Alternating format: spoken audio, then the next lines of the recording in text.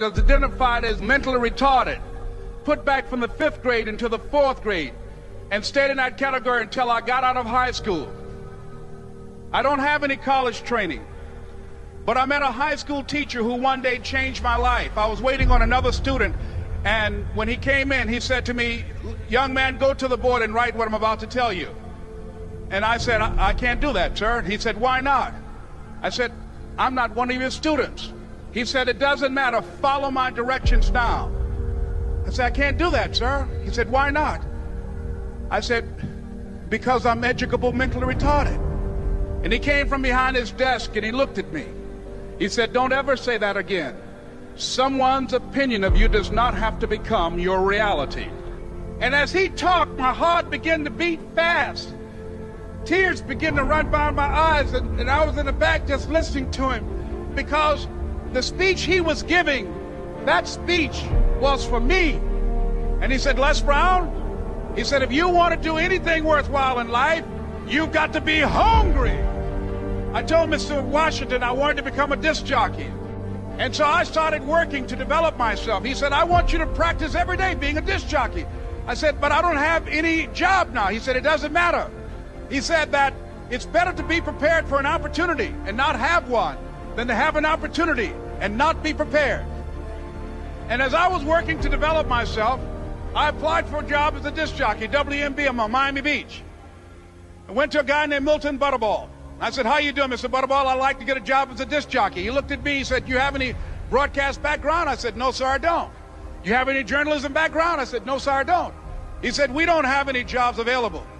I said, "Yes, sir." I went back to Mr. Washington and I told him. He said, "Don't take it personally." He said, "Most people are so negative, they will have to say no 7 times before they say yes." He said, "Go back again." So I went back again.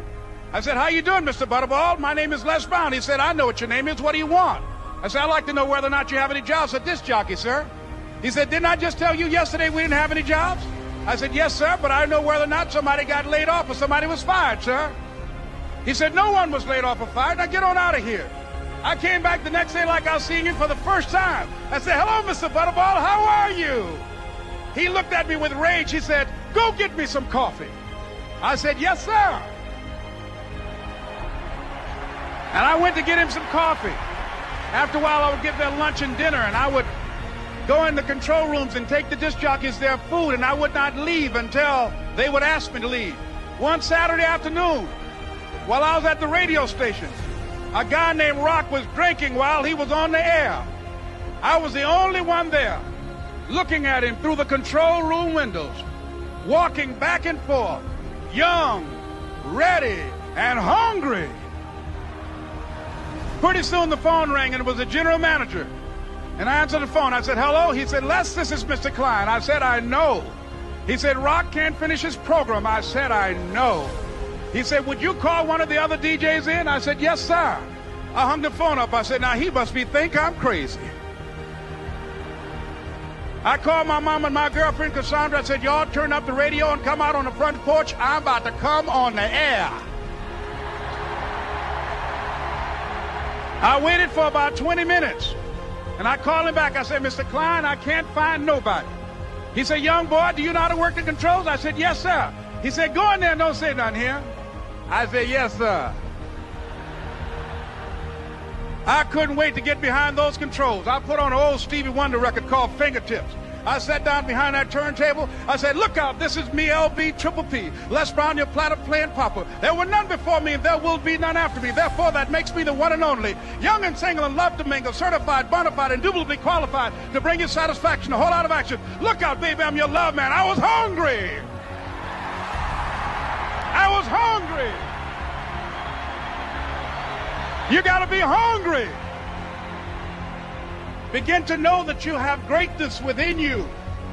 And if just one of you here begin to envision yourselves as being blessed and highly favored to reach your goals, if just one of you capture the essence of what that means, that you have greatness within you and a responsibility to manifest that greatness, that you can make your parents proud, you can make your school proud, you can touch millions of people's lives And the world will never be the same again because you came this way. It was hard, ladies and gentlemen, coming to speak to people. And I was facing financial difficulties in my own life. I was behind on my bills and my dreams, and I'm saying to them, you can live your dream. It was hard, ladies and gentlemen. It was very difficult to pick myself up each day believing that I could do it. There were times that I doubted myself. I used to ask myself, can I do this? And something said within me, you're the one. Don't give up on your dream. By continuing to push forward, by continuing to run toward my dream, that one day I would have my own talk show. It's a long shot, ladies and gentlemen, from Liberty City, an abandoned building on a floor, never knowing my mother or father. It's a long shot. Being here with you today in this dome in Atlanta, it's a long shot.